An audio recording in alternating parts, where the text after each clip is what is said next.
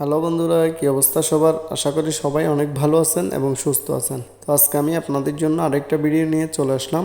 আজকে আমি আপনাদেরকে দেখাবো গুগল শিট কিভাবে তৈরি করবেন। আমরা জানি বিভিন্ন জরিপের ক্ষেত্রে সংগঠন হোক বা যে কোনো অফিসিয়ালের অনেক সময় অনেকগুলো তথ্য জরিপ করতে হয়। তো সেই তথ্যগুলো আমরা অনেক বড় বড় প্রতিষ্ঠানকে দেখি গুগলের মাধ্যমে শিট তৈরি করে সেটা বিভিন্ন সোশ্যাল প্ল্যাটফর্মে শেয়ার করে, সেখান থেকে তথ্য সংগ্রহ করে খুব ইজিলি।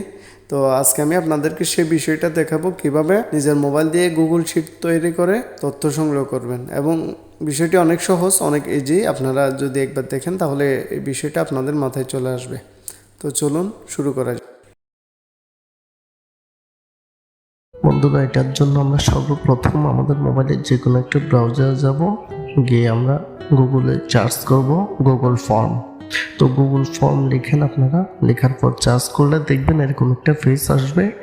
এরপর নিচে গিয়ে গুগল ফর্ম সাইন ইন নামে একটা অপশন আসবে, এটাতে ক্লিক করলে আপনারা এরকম একটা পেজ পাবেন, আনটাইটেল ফর্ম এখানে লেখা থাকবে। তো দেখেন ফর্ম ডিসক্রিপশন, তো এখানে আপনি কোন বিষয়ে আসলে ফর্মটা তৈরি করতে চাচ্ছেন সেটা আপনি লিখবেন।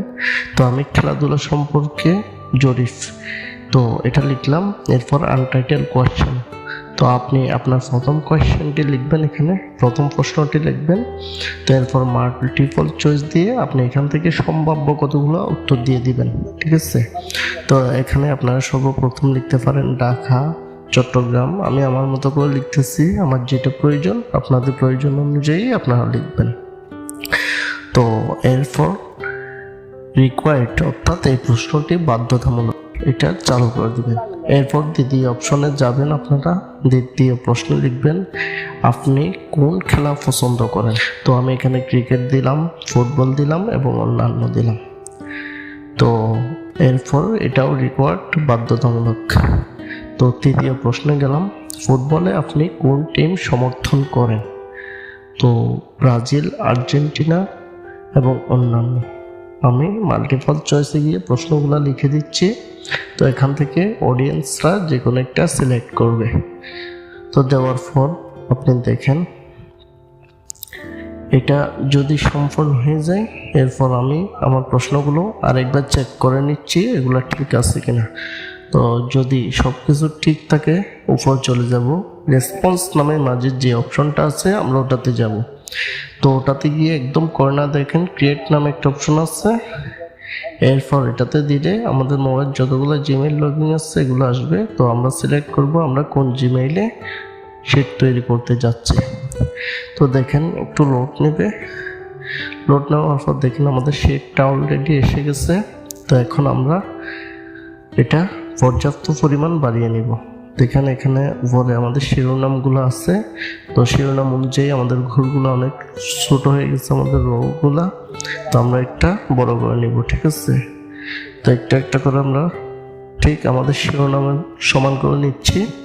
তো নেওয়ার পর দেখেন বিষয়টি অনেক সুন্দর হচ্ছে। এরপর যদি সব কিছু ঠিকঠাক থাকে আমরা উপরে কর্নারে টিক চিহ্ন ক্লিক করব। তো এরপর আমাদের স্প্রেডশিট তৈরি করা শেষ। এরপর আমরা আমাদের যে প্রশ্নের ফর্মটা তৈরি করছি এই লিঙ্কটা আমরা বের করব। তো লিঙ্কের জন্য উপরে যে সেন্ড অপশন আছে ওটাতে গিয়ে আমরা যে গোল চিহ্নটা দেখতে পাচ্ছি এটাতে যাব। এরপর ইউআরএল, শর্ট ইউআরএল দিলে এখানে আমরা লিঙ্কটা পেয়ে যাব। তো লিঙ্কটা আমরা যে কোনো সোশ্যাল মিডিয়ায় শেয়ার করলে ওখান থেকে অডিয়েন্সরা তথ্যগুলো দিতে পারবে, ফর্মটি পূরণ করতে পারবে। তো সাপোজ আমি আপনাদেরকে একটা দেখাচ্ছি করে, তো আমি আমার মতো করে ফর্মটা পূরণ করতেছি। দেখেন আমি ফুটবল দিলাম, আর্জেন্টিনা দিলাম এবং চট্টগ্রাম দিলাম। তো আমার ফর্ম পূরণ করা শেষ। এখন আমি গুগল শিটে গিয়ে দেখবো কি অবস্থা। গুগল শিটটা আপনারা আপনাদের ড্রাইভে পেয়ে যাবেন, ঠিক আছে, আপনাদের গুগল ড্রাইভে পেয়ে যাবেন। তো সেটা গেলে দেখবেন একটু লোড নেবে, লোড নেওয়ার পর দেখেন আমি যে তথ্যগুলো পূরণ করেছি এগুলো এখানে চলে এসেছে অলরেডি। চট্টগ্রাম, ফুটবল এবং আর্জেন্টিনা এই তিনটা অপশন আমি সিলেক্ট করছিলাম, ঠিক আছে। তো বিষয়গুলো আসলে অনেক ইন্টারেস্টিং লাগে আমার কাছে। তো বন্ধুরা, এটাই ছিল আজকের ভিডিও। কেমন লাগছে জানাবেন।